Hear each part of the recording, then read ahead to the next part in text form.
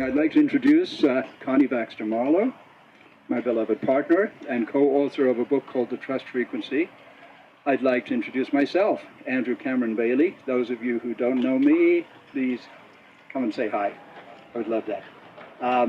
This is a beautiful, beautiful mix of Sunrise Ranch residents, friends from Sedona, Arizona, Bristol, England. Oh my goodness, it's a beautiful gathering. Some of you guys know our book and have read our book. Probably a lot of you are new to this, the book, The Trust Frequency. So what we set out to do with the book was an attempt to make a really simple, instruction manual, an operating manual for the human conscious system, okay? And a lot of the things that we regard as problems are a result of assumptions, fundamental beliefs that have come down to us through the hundreds of generations that put us right here in this beautiful tent at a Rise Music Festival this amazing August day, which also happens to be the birthday of my youngest son, Daniel, of the Dan Bailey tribe. And 36 years ago, I was busy home birthing a 10-pound boy. Try that one all alone with your sweetheart. So this is another special day with birthing something completely different, birthing a new consciousness, a new humanity. A little later we'll hear, next up after us here is Barbara Marx Hubbard, who talks about, if you don't know about her, she's amazing. She's 88 or 89 years old. She's a firehouse, and she talks about, I call it humanity 2.0. What does she call us? Humanity amore universalis. Homo amore universalis. Whatever you want to call us, we are an evolving species. And this trust frequency work can be a part of that evolution. Because a part of what I think we have to do is get our thoughts in order. Because we didn't really choose our thoughts. We didn't really choose our beliefs. They came to us when we were little kids. So that's what this is about. It's a very brief little overview that we'll give you. We'll try to make it experiential, so it's something to take away, so we'll actually have some feelings from it, because the feelings, the emotions are much, much more important than the words, the left brain material. But the left brain's helpful. It's there for a reason. And very powerful. It sabotages us. Thank you. So we're about to enter sacred space. Connie's going to read us a beautiful prayer from Wayne Eagleboy. Then AumRak will guide us through a Mayan sacred opening. And then we have a trust frequency meditation that was put together by a friend of ours named Lotus Sattva. And if any of you are from Boulder, Colorado, you probably either know or have heard of Lotus. And so that's just this beautiful audio that'll put us in a space. And then at that point, we'll take it as it comes. We'll ask questions such as, what does it mean to be human? What is humanity? What are we doing here? Do we have a purpose? What challenges do we face? What can we do if we don't like what we see? And so on. How can we raise the frequency of our individual and collective realities? Welcome. We assume you've come here to be transformed through trust. And we're going to offer you some experiences as well as some information. So this is a left brain, right brain thing, because we feel humanity's out of balance because we don't actually understand how the universe works. And I asked the question, as a youth, I asked, why is humanity out of balance? Why aren't we living according to the love that's in our hearts? And I saw that our paradigm was missing something, that it had holes in it. And I asked, what are the missing pieces in the paradigm that have us out of balance? And the answers you get depend on the questions you ask. And indigenous elders started coming into my life to show me these missing pieces. And so we've written the book, The Trust Frequency, 10 Assumptions for a New Paradigm, that brings indigenous cosmology and quantum science together to show us how loved we are by a conscious, loving, abundant universe. And we have AumRak Sapper bringing in the Mayan frequencies, because we're all energy, we're all one, and she will be blessing us with her energies and her knowledge. So,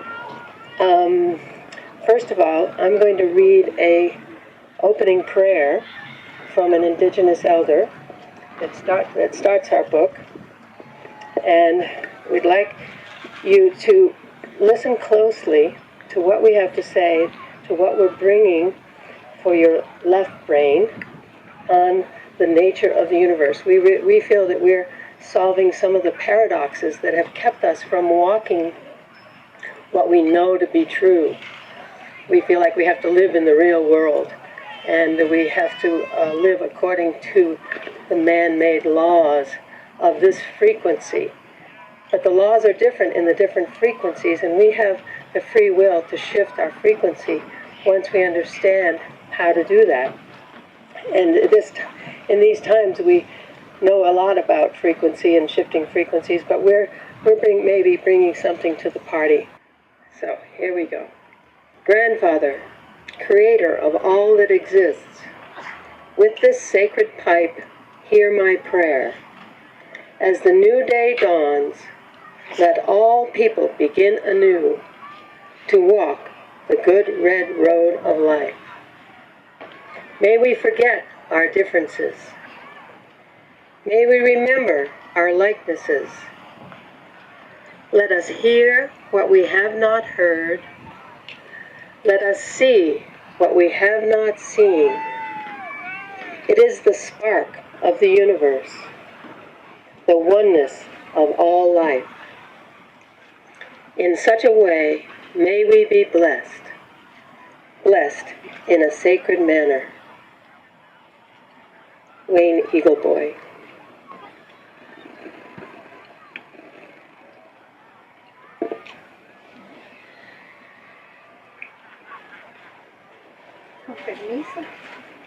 Thank you, Connie, so much for allowing me to share with all of you that it's been my message for many years now.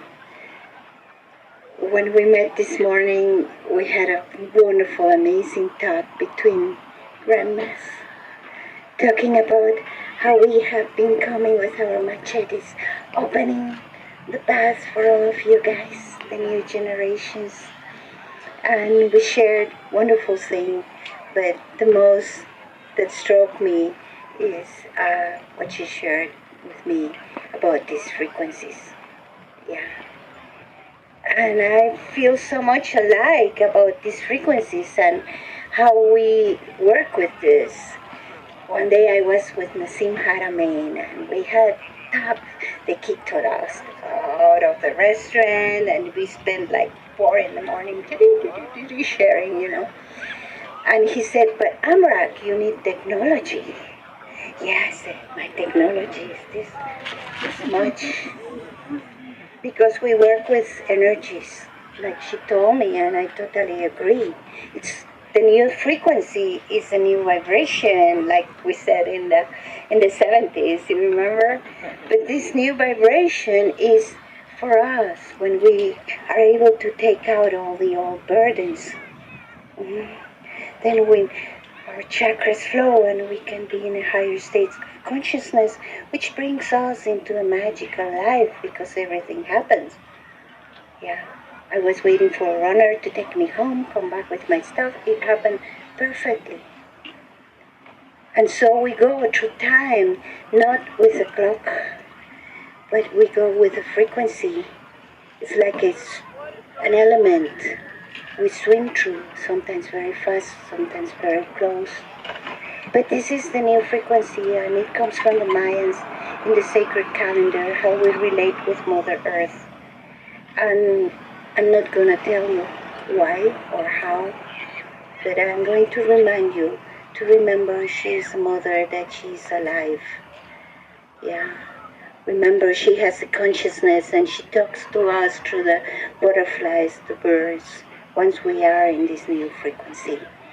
And thank you for the word today. I bless you all with all of my love. And if you would like to talk to me after this presentation, I am here. Thank you, Connie. Thank you for blessing us with your presence and your smudging. Now we'll do a little meditation that carries the concepts that we'll be presenting after the meditation.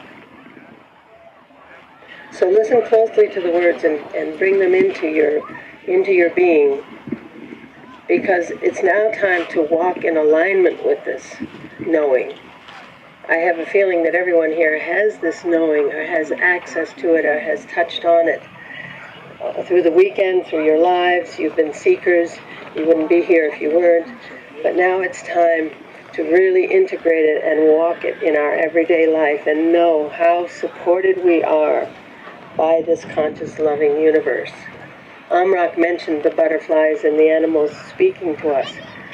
Well, that was my first clue when I was in contact with these native people, that these animals would come to us to teach us something. How do they get there? Ever think of that? How does that deer get in our path when we're very confused and angry, and the deer says to us, be peaceful? Right? You all know that the native people have knowledge of what the different animals carry for us. So just practically speaking, how did that deer get there?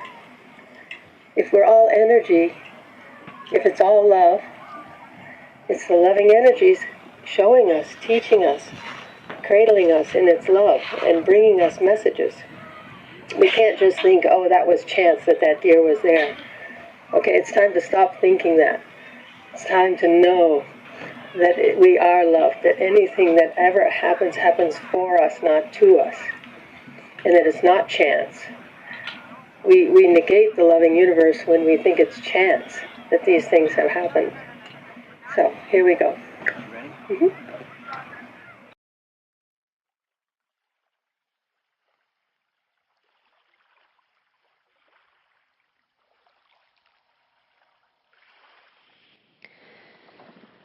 So, again, starting out by closing your eyes.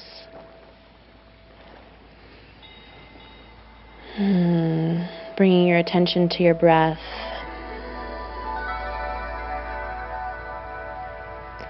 Feeling on every inhale the infinite creative power, the infinite potential of life force energy expanding every cell of your being.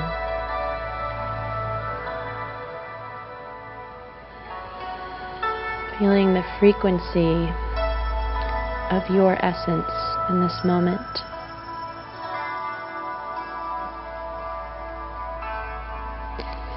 And doing so first by noticing what you're aware of right now. What sensations are you feeling in your body? What sounds are you noticing? Any tastes, any temperature? And that bigger awareness of who you are in this moment. Noticing where your attention is. What is it being pulled to? Do you have any attitudes that are present right now? Any feelings? Noticing any assumptions or attachments. And just allowing whatever is arising right now to be. Breathing into this moment. Breathing into this awareness. And breathing into the acceptance of exactly who you are in this infinite moment. this now that is all that is.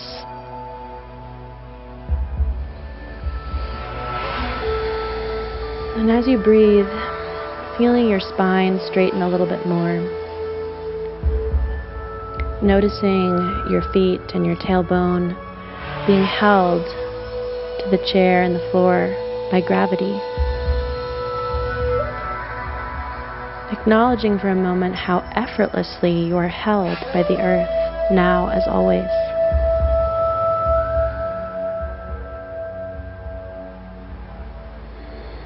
Relaxing into that sense of trust that you won't float away. And opening up to this concept of oneness. Opening up to the assumption that you are aligned with this planet and this universe and all that is.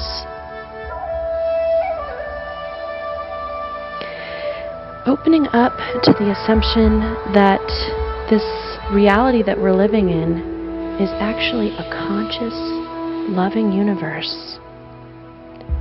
A universe where you are loved completely unconditionally.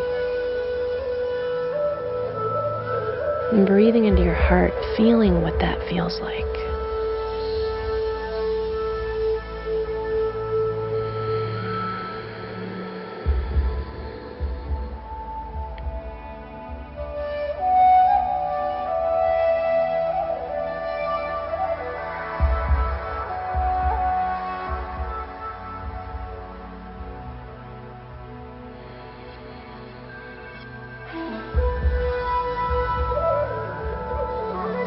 Feeling yourself like an innocent child,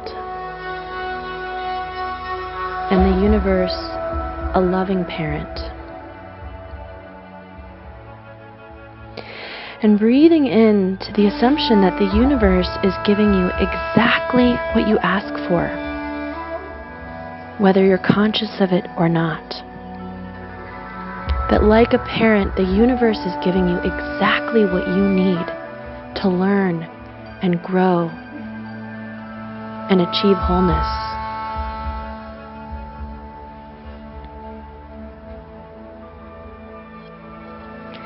Take another breath, and this time think about how your body is getting the oxygen that it needs.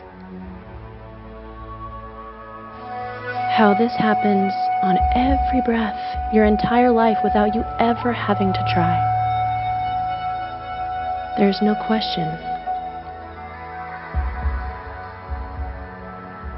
Similarly, there's 37 trillion cells in your body that are doing exactly what they need to do for you to thrive without ever needing to try.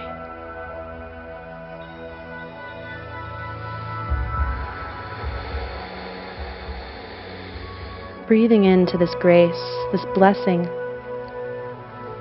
this innate way that your body knows, just like the universe is bringing you exactly what you need for your growth and wholeness without even having to try.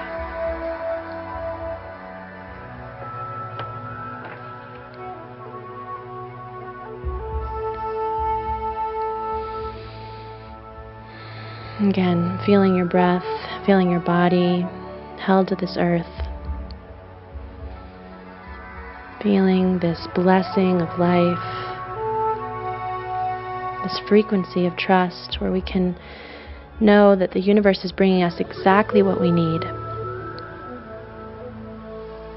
And seeing this innocent self expanding beyond this body, spiraling out into the center of this room, kind of mingling around like other souls, all just sort of dancing with one another, all reflections of the one.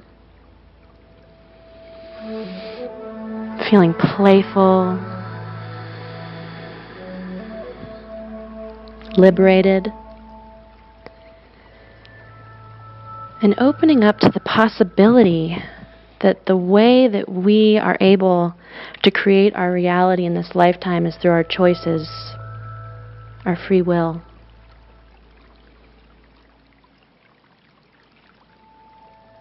Feeling your spirit dancing with that invitation for choice, that invitation to resist or accept,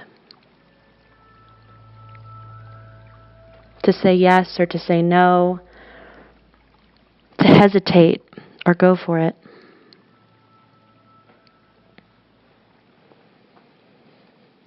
And rather than feeling like, oh, I have to get it right, expanding again back into that trust frequency and recognizing that even though you have choices, everything that the universe will bring to you will contribute towards your upward spiral. An upward spiral for your own personal evolution and for the evolution of humanity. And even in what seems like the darkest chaos, remembering that there is the opportunity for growth and breakthrough and evolution. And thus taking ourselves beyond a place of judgment and into this frequency of truly experiencing heaven on earth, no matter what comes to us, opening to trust.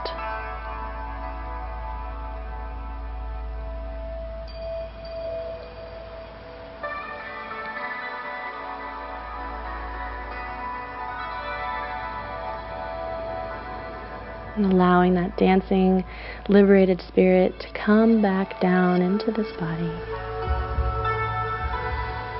Feeling your breath, feeling the weight of gravity into this moment.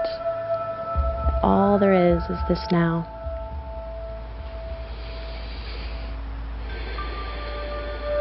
And bringing whatever awareness arose for you in this meditation back into this discussion tonight, and in every breath moving forward. And so it is.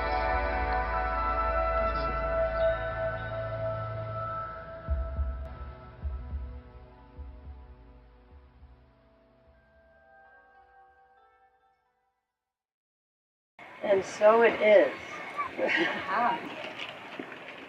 Lotus expressed all the concepts so well in that meditation. And what we'll bring you now is a little bit for your left brain just to lock it in. And the subtitle of the book is 10 Assumptions for a New Paradigm. So what we're presenting is a construct on the nature of the universe that, for me, is all there is. For me, it's absolutely true, and I live my life accordingly. And we ask that you take these concepts as absolutely true, as an experiment for your lives, and see what resonates and what doesn't. And because without taking it as absolutely true, it doesn't do anything. We just flip back into our old patterns of thinking. But if we actually get it, or take it as absolutely true, it changes everything. Do you want to say anything? So thank you for paying very close attention to that beautiful voice. Don't you love Lotus's voice? She's just got that special something. I'm not sure I could do that. She's just takes us on this, it's really a shamanic journey, isn't it? She takes you on a trip. So, we're talking about assumptions having a very large effect on how we live our lives, how we feel our lives. If let's just say my most basic assumption is, I'm not good enough. I'm just not good enough. Why not? Because my daddy told me I was a bad boy when I was 3 years old, and here I am, 70 years old, still running my life according to that sense that I'm not good enough. That's just one of many, many examples of the kinds of things that go deep into our subconscious, in our unconscious. And thoughts and beliefs in our unconscious have extraordinary power because we don't know. that they're there. We don't know what they're doing. We don't know the extent of their power to control our decisions, our actions, what we do, how we behave to others. So, one of the most fundamental assumptions that all humans make is something to do with the nature of the universe. I think all humans have a sense that we live in a universe. Anyone here does not believe we live in a universe? Right? We have an agreement. We have a consensus agreement that we live in a universe. Oh, yes. Sometimes I don't believe we live in a universe per se. I think we live in the mind of God. Yeah. Okay. Exactly. That's another. That, my friend, is another way of saying the same thing. Depending on our understanding of the nature of the universe.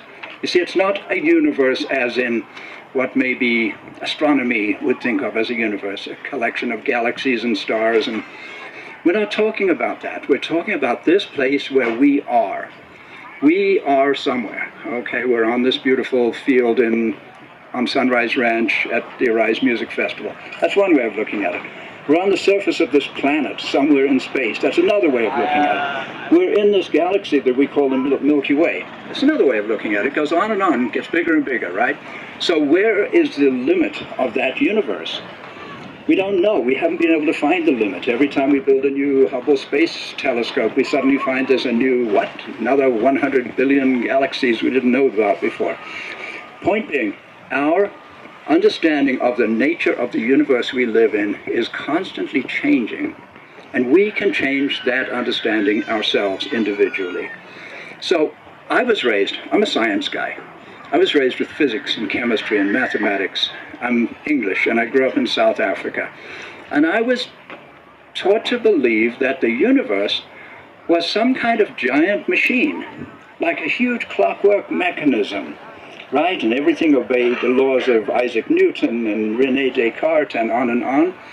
And we could predict exactly what was going to happen in the future. If I fire a rocket to the moon, I can do the math and do that. And that's true. We can do that. There's nothing wrong with science per se. The only limitation is that it is limited.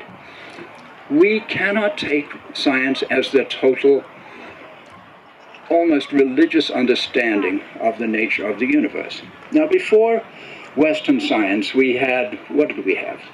I guess we'd call it religion. The spiritual belief systems of our predecessors.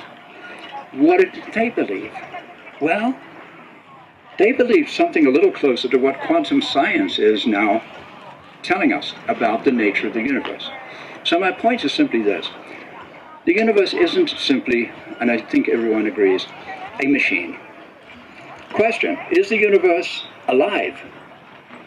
Anyone? How could it not be? How could it not be? That's the best answer I've ever heard to that question. Thank you. Usually I get a very simple one-word answer, yes. When I speak to quantum physicists, I can say, is the universe alive? And they look at me and say, of course. Oh, that's interesting, because that was not the case when I was growing up. So we live in a living universe. That's God. That means we live in a conscious universe. And what we talk about is, in fact, a conscious, loving universe. Almost like I talked about my little boy who was born 36 years ago today.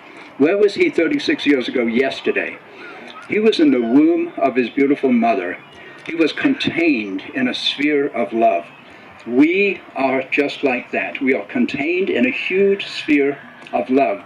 If you really, really get scientific about it, there's nothing but a gigantic sphere of love. We call it the universe. So there. And so what we present with this construct, number one, we say that humanity is a collection of individuals who chose to incarnate on Earth on the soul's journey to wholeness with a purpose and a gift. So this is critical to the whole construct. And I'd like you to take that in, to know that the whole universe that Andrew just described as love is awaiting the gift we promised to bring to the party. Us, our true self. And we said when we incarnated, conscious loving universe, take me on my journey to wholeness. Take me on my journey to my alignment with my divinity, so that I know that I am a magnificent vehicle of the divine, all aspects of me. Andrew talked about, when our dad said we weren't good enough. Well, with this understanding of the nature of humanity, what we're presenting is that we came to have our dad say that to us, because we had that piece to work on this life walk. So we're presenting that our soul actually asks for, magnetizes the behavior of others towards us, so that we are no longer a victim. Who here would love to move from victim into beloved? Let go of the victim. Are there any victims in the room? Has anyone here ever felt like a victim? Sure. It's really hard not to feel like a victim in some way or another, isn't it? Yeah. Of circumstance. Yeah. What if we switch that? What if we change the way we feel about ourselves? I am not a victim. I am a beloved.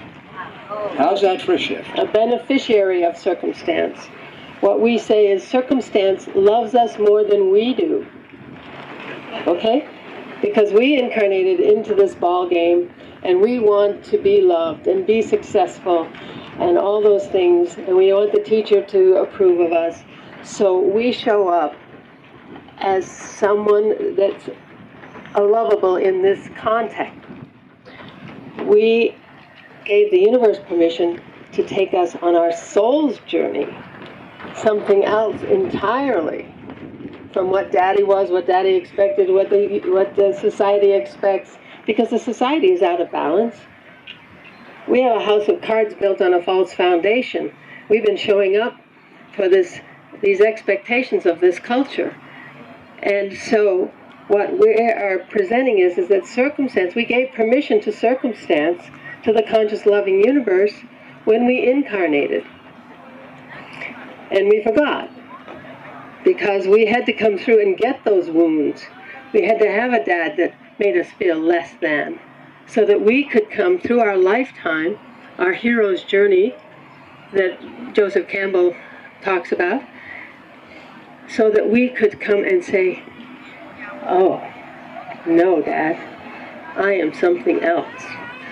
I don't know how many of you are on that journey yourselves right now, coming into realizing that just ain't necessarily so. You know, what the teacher said, whatever. You know, it ain't necessarily so. That's the journey, not to blame them, to be grateful to those circumstances. Every single circumstance, there is nothing but love in this construct. Okay?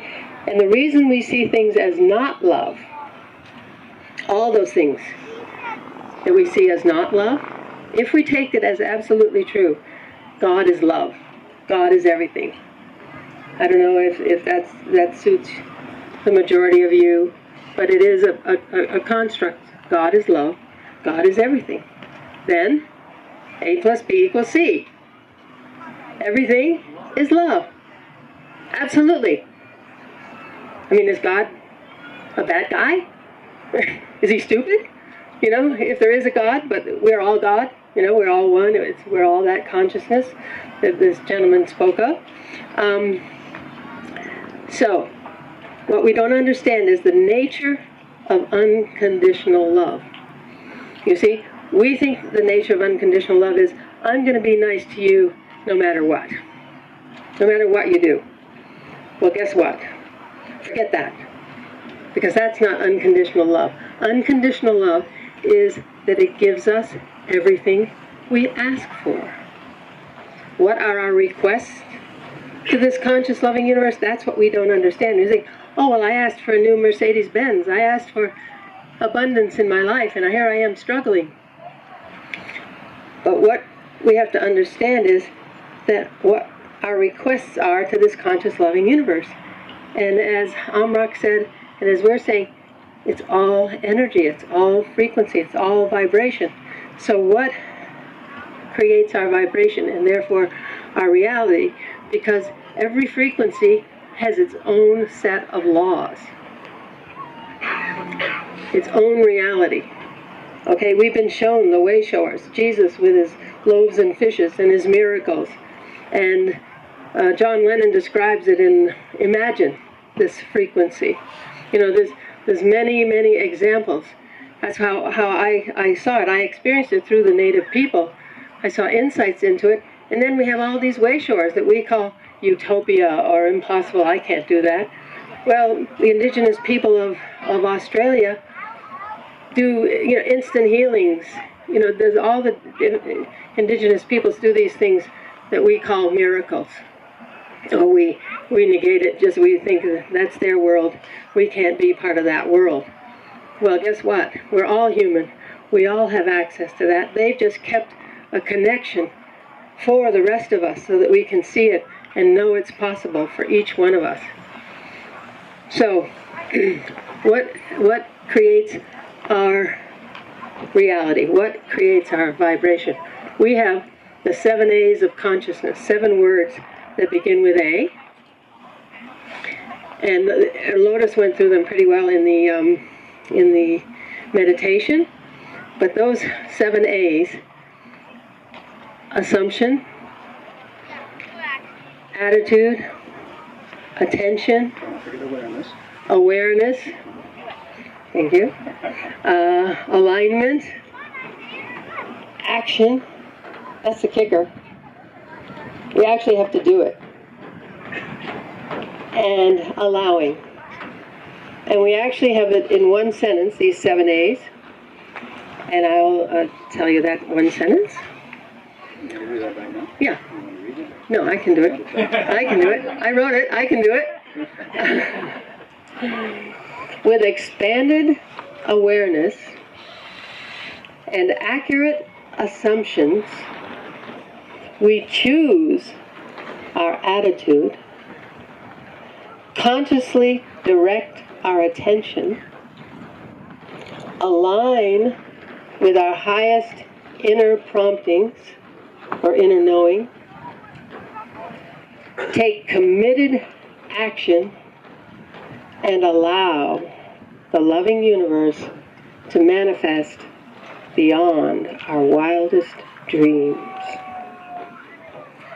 Because in this higher frequency, we can't even fathom it. We're so accustomed to thinking this is the only game in town. Well, AumRak and others, shamanic beings, they access a completely different reality, completely different sense of time. Our sense of time has locked us into this reality, or this lower frequency. And our lack of understanding of the nature of the love that drives the universe, that is all things. Would you like to follow up? Do you have a question there? Can I?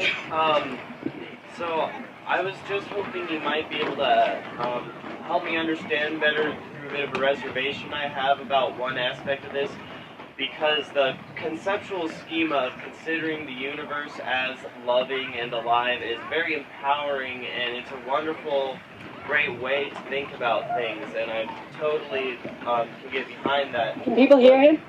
But the one thing that I have doubts of is this idea of assuming this to be the truth of how the world is, in the sense that just as it could be, really pervasive to assume I'm not good enough, it can be really pervasive to assume the universe is alive and has good lessons intended for me.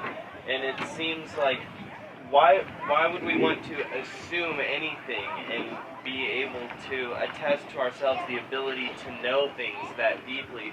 Wouldn't it be more, less because what if you're wrong about it? Wouldn't it be better to have a healthy skepticism and say, this is a good idea, but how can I know for certain without a doubt that it's true? You said those two words, what if, okay, that sabotage it all. Doubt is the Achilles heel of the trust frequency. Sorry, guys, but you either got to do it and be it or not. It's a bummer. You can say all the affirmations you want, but that little bit of doubt, what if? You know, trust in the Lord and tie your camel. There's no tying your camel, kids. Sorry about that. You got to be there. So that was a really, really great question. Thank you. So what we set out at the very beginning is we asked everybody to listen to what we're offering and to take it as true, to take it as absolutely true and try it on. Because we, as little kids, we took on what we heard from our caregivers, from our parents, from our teachers, from our ministers, wherever it came from, right? We heard stuff, we sort of assembled our view of the world from what we heard. We assimilated it into our being and acted accordingly, acted from those assumptions. You said a very interesting thing. Why make assumptions? It's reappear, and somebody, who was it who said, don't assume it makes an ass out of you and me, right? Werner Erhard, wasn't that him? To put it very bluntly. Yeah, I hear you. Good. No, that's wonderful. However, I'm about to sit down on this chair. See this chair? I assume this chair is going to support me, and I'm going to sit down on this chair. Okay. Right? But it ain't there. Okay. That's a really bad assumption. Give me a good strong chair, and I'll sit down. I'm about to breathe. I assume it's okay to breathe. This isn't chlorine. This air isn't that toxic. I mean, we know we've got climate change and everything, but I can actually breathe, right? So I take a breath. I'm underwater. Would I do the same thing? No, I'd wait till I got back to the surface before I breathe, right? So we cannot live without making assumptions. So our point is, what assumptions are we going to consciously, intelligently make that might be different from those assumptions we inherited as little kids? That's really what it's about. It's about getting the subconscious assumptions that sabotage us up to the surface so we can look at them. If we can actually put them up here and say, do I really believe that? Did I choose to believe that? Where did I get that? Why did I think black people are dangerous? Why did I think Russians are sabotaging my elections? Right, you know. So we all make this ever-evolving set of assumptions about the nature of the world we live in, right? The Russians may be up to something. Black people may be the most... I grew up in Africa. Give me a break, you know? Just because someone has a different skin color doesn't make them dangerous, for example. Anybody can actually be dangerous. But these are actually axioms that we're presenting. You know that whole, it's more than an assumption. It's a with a mathematical. Axiom, everybody know the meaning of the word axiom? In science, an axiom is something that you agree is true. In mathematics, for example, you say it's axiomatic that 1 and 1 is 2. If 1 and 1 sometimes is 3, the whole system falls apart, right? So that's an axiom. So we're saying, okay, here are a set of assumptions or axioms or beliefs, opinions, whatever you like. And we're going to say, we live in a conscious, loving universe. We offer 10 assumptions. And it could be 115 assumptions, and you can change them, make up ones of your own. But we just offer, okay, we live in a conscious, loving universe versus we live in a dead, lifeless machine that doesn't even know we exist. That's a different reality. That makes me feel infinitely better about my life on this planet. If I live in a conscious, loving, abundant universe, well, that's different. So these are choices we make. And based on those choices, we actually experience a different life, a different reality. The vibrational frequency of that belief is different from the other beliefs. We could have a healthy skepticism, but that might turn out to be an unhealthy skepticism. What if I believe that the world is nothing but shit? And I'm going to live by that. Is that better? That's a choice we all make and have. Do you know what I mean? So that's really easy to do. Let's move on from that, if that's okay. So, is this making sense? So firstly, we live in a conscious, loving universe. Secondly, the universe loves us unconditionally. It gives us everything we ask for. Now that's really challenging. That's the second assumption. What do you mean it gives us everything we ask for? I didn't ask for my mom to get cancer. I didn't ask for, to go into bankruptcy. I didn't ask for to get into a car accident. See? And it's not that we directly from our consciousness create these events in our lives, but if we switch our attitude to those things that occur in our lives, those circumstances in our lives, if they are here, if things are happening, not happening to us, but happening for us, do you see the difference? Something happens that's bad. I slipped on the ice in Aspen 2 days before Christmas and snapped my femur. I could have gone, what a horrible thing to happen. And strangely enough, it was this most beautiful experience of healing and this opportunity for gratitude to the 700 people on Facebook who wished me happy healing. An amazing, positive experience out of something I could have taken as a real bummer. Okay? So it's about attitude. The single biggest thing is about attitude. And our attitudes are determined by our beliefs. So if I believe the universe is out to get me, then that would have been a bummer. I believe the universe loves me. It was an opportunity to have an amazing experience of healing. So when we walk out the door and we walk through some trees and we understand that those trees are conscious. They love us. They're only showing up for us because they love us and want to bring us oxygen. Rather than thinking, oh, is that tree going to fall on me and kill me? That tree is there because it loves me. Everything in my life is happening because I am loved and I am on this journey to wholeness. I gave permission for it. My soul is magnetizing. My soul is asking for it. So we come from blame to gratitude to everything and everyone in our lives. And then there's no more victim. We are, in fact, the beloved of the universe. We are the beloved of that person who abandons us. Because that person has been listening to our soul and asked us to ask that person to not go to the movies with us that night or to walk out of the house and never come back. Those horrible things that we think of as victimizing us, they are our gifts from this loving universe. That's the only answer we can come to within this construct. Okay, it is a construct on the nature of the universe. And within that construct, the answers are completely different from the other construct. I always ask, how is this serving the coming of peace on earth and heaven on earth? In my world, that's all there is. That's all there ever has been. That's all there ever will be. Every single action, every single thing that happens in this world happens to take us on that journey where we choose to bring peace on earth and heaven on earth. We have to choose it. It's free will. That's another one of our assumptions. It's an absolute law of the universe. God or whoever it is isn't going to wave a magic wand and say, there's peace on earth now. Welcome, folks. The earth is, in fact, moving into a higher frequency, and it's our job to move with her, cleanse our wounds, heal our wounds, bring them into the light. That's what each person is doing to show us our wounds so that we can bring them into the light and let them go and understand that we are beloved, we are love, we are an agent of the divine, every single piece of us. And the whole universe is awaiting that gift of us, okay? Waiting for the gift Connie promised to bring to the party. I'm standing here bringing it, okay? It's been my life walk to be shown these pieces of the puzzle through these beautiful native people. So I'm bringing it to you. I could stop. I could say, no, I'm not doing this anymore. But I don't want to. It's my soul's journey. So it's my passion, it's my life, it's my gift.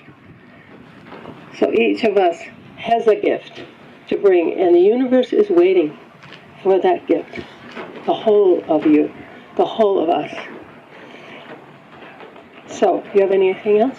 Yeah, I have a feeling, and the feeling is this. I feel we've been sitting around for too long here. Yeah, and we've heard lots of beautiful words, and we can do our best to assimilate them and put them into our our worldview, right?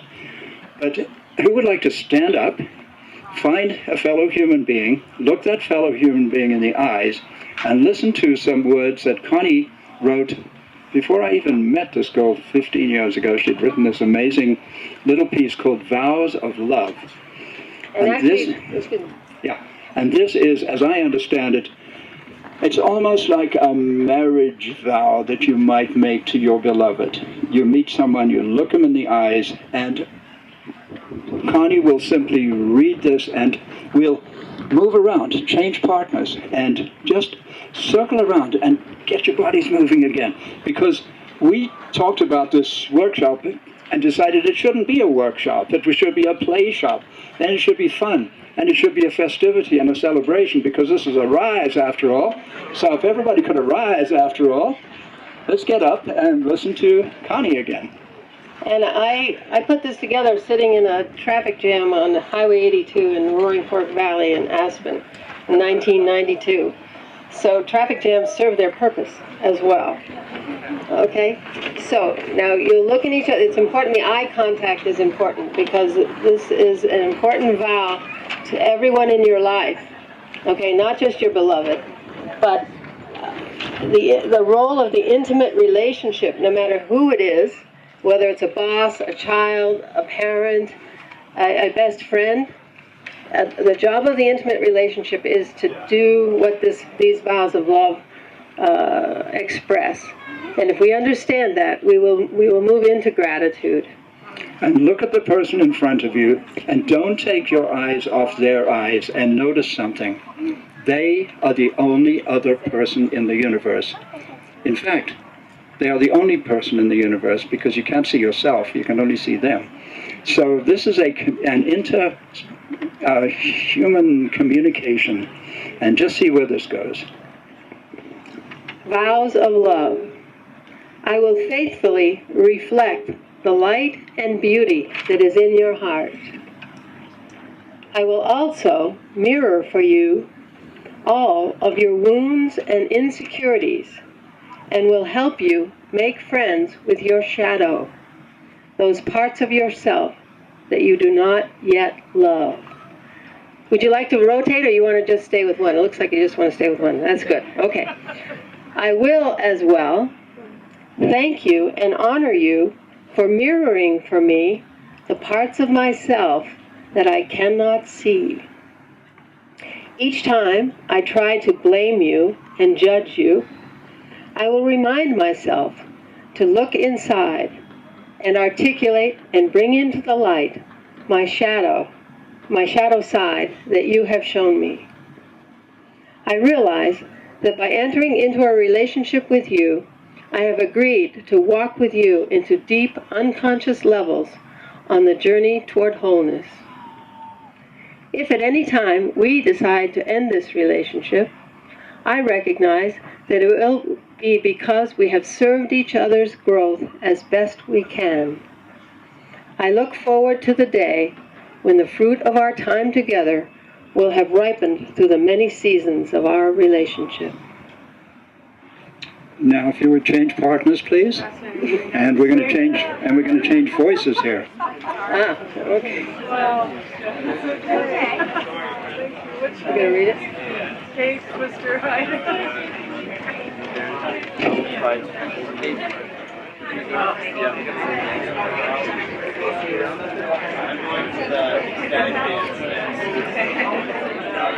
All right, if you're having trouble finding a partner, is everybody finding one partner? There's somebody over there, maybe. I need a partner. Does someone else Notice that we are changing from the female perspective through Connie's voice to the male perspective through Andrew's voice. But this is neither male nor female. This is lover to beloved. Nobody ever thinks of that. Are we ready? Are we ready? Yeah. Okay. Here we go. I will faithfully reflect the light and beauty that is in your heart. I will also mirror for you all of your wounds and insecurities, and will help you make friends with your shadow, those parts of yourself that you do not yet love. I will, as well, thank you and honor you for mirroring for me the parts of myself that I cannot see. Each time I try to blame you and judge you, I will remind myself to look inside and articulate and bring into the light my shadow side that you have shown me. I realize that by entering into a relationship with you, I have agreed to walk with you into deep unconscious levels on the journey toward wholeness. If at any time we decide to end this relationship, I recognize that it will be because we have served each other's growth as best we can. I look forward to the day when the fruit of our time together will have ripened through the many seasons of our relationship. And that was from Connie Baxter Marlow in 1992. So let me ask you a question. Did anybody find themselves face to face with a really beautiful being? Sheesh, isn't it amazing being a human being in a body, encountering other human beings also in bodies? So while we are all one, we're divided up into these billions and trillions of separate entities. And what an extraordinary thing that is. I mean, how on earth could that have come about? And to give them permission for what you just gave them permission for. And to be ready to go there. It's a lot of work. It's the core issue. It's what we came here to do on our soul's journey to wholeness. It's not, oh my God, I'm a horrible person. Look at all the horrible things I created in my life. No. Hey, conscious universe, thank you. You're showing me those pieces of myself I came here to learn to love. Okay, so this is transformation through trust. And now we will have AumRak do a little bit of a closing ceremony, or closing whatever it is she wants to do. And with these gifts that the indigenous peoples are carrying for all of us, in their cosmology, in their knowing, in their connection to all that is, that we have as well. They've just been holding clues for us so we can reconnect to it. So, my love. Gracias, mi amor linda. Bueno, the prayer that we just said was so special to heal our hearts. Yeah. Okay. I was able to encounter a young lady and a gentleman, and when I opened up, I saw her as my girl, as my daughter, and I saw you as a man. And this trust brings back the old wounds, like you talk about it. And to stand there and dare to say all these things to someone I just met this moment, it requires a lot of courage. And that's what I mentioned when we just started. Remember when I said we need to take off all the old burdens. And part of the ceremony yesterday was to create ways where we understand these wounds and these emotions and what keeps us stuck in this, for me, that you were talking about. And your question, man, was quite a question. Yeah, I love people like you. Good questions. And it's not about believing. This fundamental trust, in German they call it Urvertrauen. And Urvertrauen, Ur is something that's ancient, that is basic, that is core. Yeah, Urvertrauen. And this is what we have when we are little children with our parents, with our mama. Yeah, this having the baby and loving it and being the baby and being the beloved. This is Urvertrauen. But things happen in life where, oh my God, let's not get into that. Because there's also things that happen in life, like today with your prayers and your meditation, where we are able to let go of all that. Mentioned yesterday, the Egyptians, they say they put a balance between the feather and our soul when we go out of this reality. And this balance should be even. So how can I be light as a feather But this is not the point when I'm going to be dying. And it is not the point to convince you, yeah, the universe is cool. Yeah, you have to go, believe in the universe. Yeah. Some people call it God. Some people even go to the temples to find it. For me, the temple is within. When I am able to come back to, I call it innocence. Innocence, to the basic innocence, and that's what makes me and inspire me after everything that has been going through, where I have lived and experienced in body, mind, spirit, emotion. But to go back to this innocence is all about forgiving. This is only the beginning. But the great thing is when we find this inner universe within, earth my body, water my blood, air my breath, and fire my spirit. And the spiritual part that we're looking for, that's where Urvertrauen is. Yeah, and I even get goosebumpy because it's not about how we call it, but how we perceive it. In my life, I went to many temples and whatever I could find in those times, I was looking for God. Oh my God. And I went there and saw the games between the people and the hierarchies and the authority and the books and the rules and oh my God. It was really hard for me to keep believing in divinity when these people that are representing divinity are showing me their dark side. They want to touch my mom, or they lied to me, or oh, what's going on here? Is that really? And in a way it was my path, like you said, the path I chose in my life, until I was kicked like a little dog in the corner of the world, having lost everything. Yeah, like Buddha's story of the snake, remember? I went there and started from zero after a long life of struggling in the third dimension, making money, having a car and a TV and a husband and kids. I'm in zero. And in that zero, after 2 years of mourning what I had lost, I found the answer from a Mexican guy, Don Juan. He told me, "Hey AumRak, do you understand? Everything is perfect." See? Everything is perfect. I told you so. You lost your family, your money, your everybody, so you can have time to become who you are.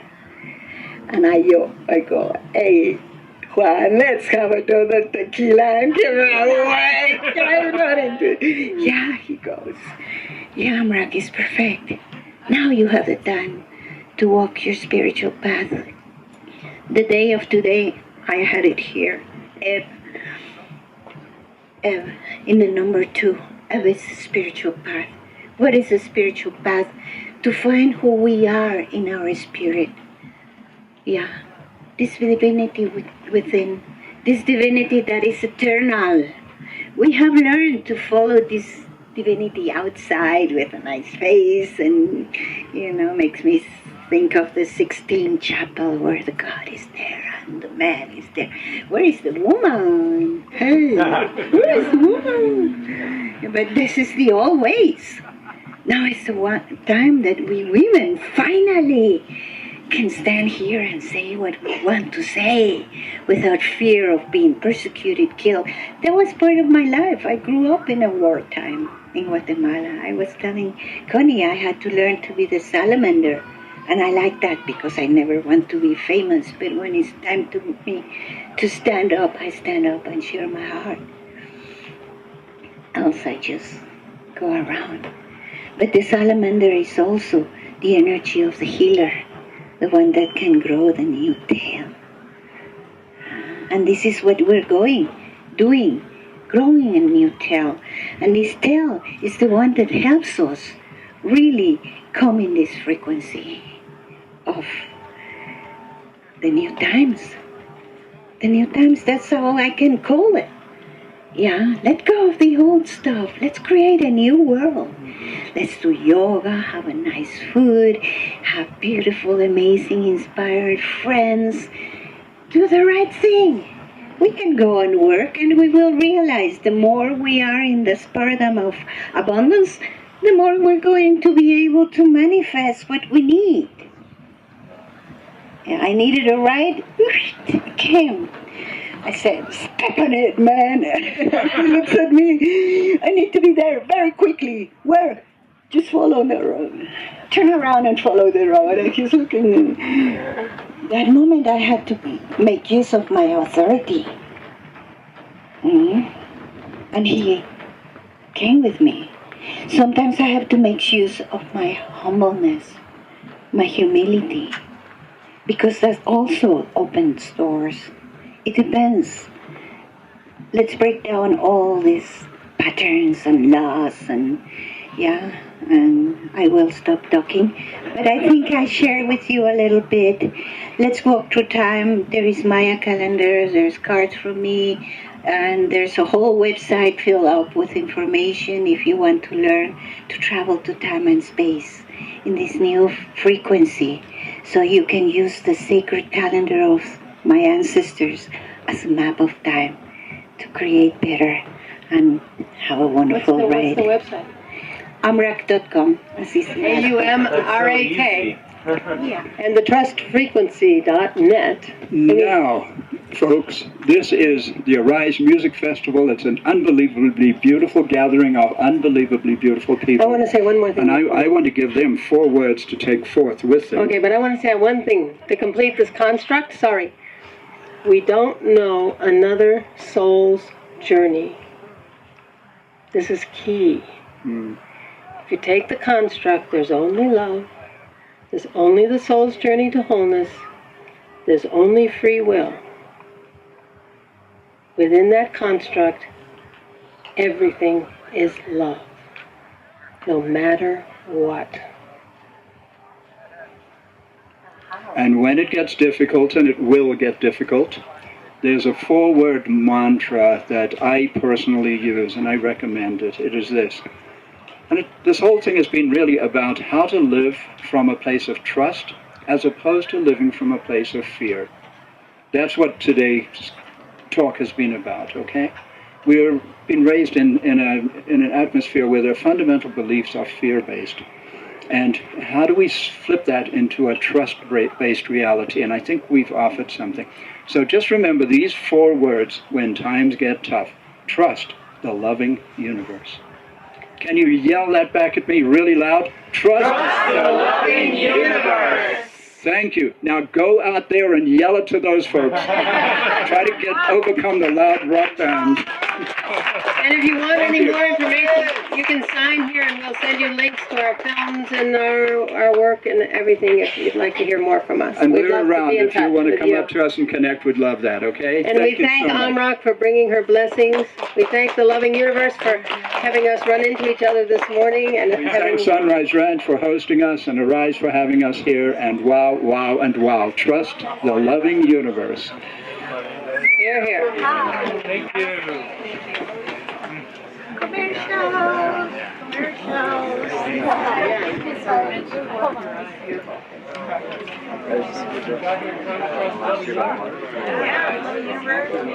Oh, man.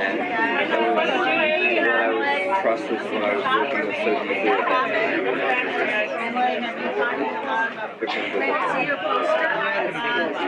I wish you'd been able to say that.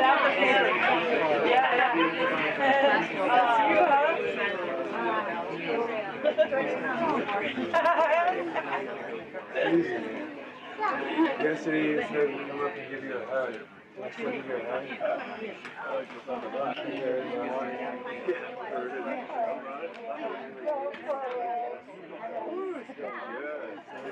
Good.